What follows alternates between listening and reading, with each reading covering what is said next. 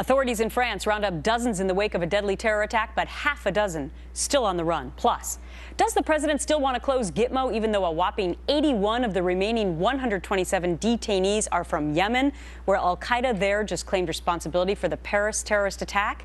And NASCAR champ Kurt Busch, in a nasty court fight, says his ex-girlfriend is a trained assassin.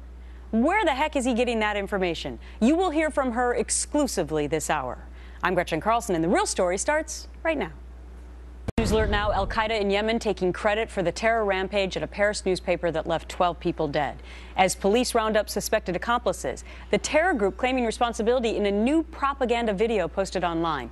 With the top commander, you too. 81 of the 127 detainees still at Gitmo, citizens of Yemen. And this president wants to say bye-bye to them and let them go home. And he's continuing his policy of releasing these terrorists into their home countries, which is one of the reasons why the new report. I remember. You have a lot of Democrats, including senators like Chuck Schumer. Listen to different generals who have been involved in this war on terror for the last 14 years. Some of them say they don't mind if those prisoners would actually come to America. What they mind more is what this president is probably going to do, which is to release them back to Yemen and other countries. Why? Because they don't look after them there. Well, that's exactly right. And essentially meant taking these terrorists and putting them through like art class. Of these terrorists are going back to the battle. I think now this is theater of the absurd, but great to get your insights. Thank you. Thanks, Gretchen. Group of Democrats are throwing their support now behind the Keystone Pipeline. The Blue Dog Coalition, Romney, going to give a speech from an aircraft carrier making noise about 2016. This is some new news now from Elizabeth Warren, too. Right back. Great panel today for this. Judy, let me start with you on this. The mother weeping, saying, ISIS, stop trying to recruit our kids who are here in the U.S. Is that good enough?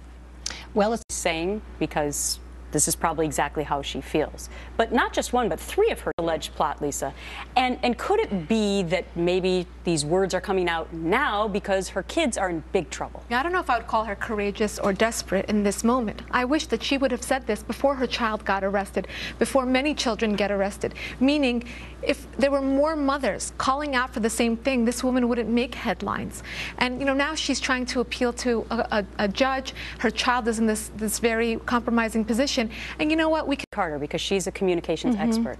So what is ISIS doing that is so successful to get to these kids? You know, it's really hard to think of it in any other way except they're being really professional marketers for our children, and it is terrifying. So what should we be doing?